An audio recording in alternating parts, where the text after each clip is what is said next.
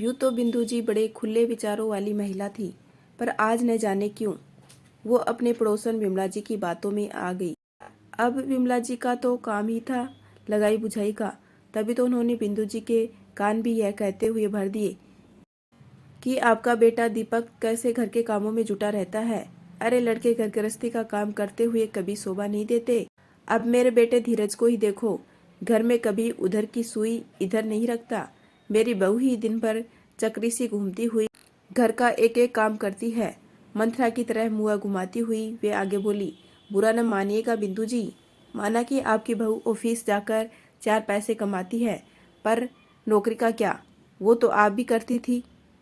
तो क्या आप अपने पति से इस तरह घर के काम भी कराती थी बिंदु जी? विमला जी से तो कुछ न बोली, पर घर आते ही दीपक को डाइनिंग रूम सेट करता देखकर बिफर पड़ी। ये क्या तू हमेशा घर पर औरतों की तरह काम में लगा रहता है? जाकर ऑफिस के लिए तैयार हो। यह काम प्रिया की है, वह कर लेगी।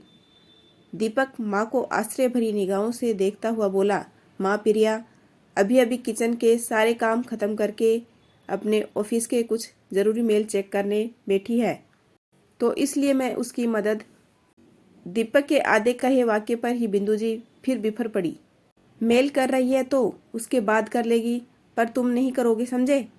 वो तो ऑफिस जाकर स्मार्ट वाइफ और स्मार्ट बहू का किताब पहन लेती है, और तुम ऑफिस और घर के कामों के बीच भोंदू टाइप के पति बने रहते हो। वह माँ, पत्नी अगर बाहर काम करते हुए घर चलाने में अपने पति का हाथ बटाए तो स्मार्ट वाइफ, और पति यदि पत्नी का घर के कामों में हाथ बटाए तो उसे भोंदू पति कहा जाए।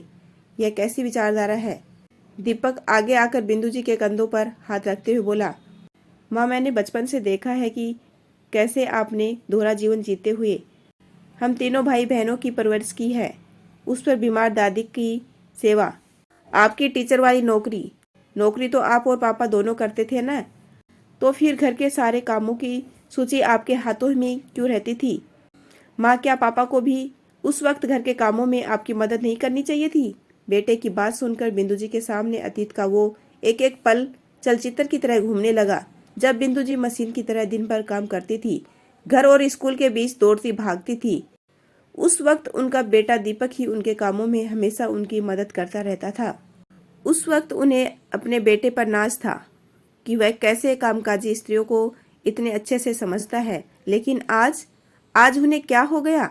आज जब उनका बेटा उनकी बहू प्रिया का घर गृहस्थी के कामों में हाथ बटा रहा है, तब उन्हें उस पर शर्म क्यों आ रही है?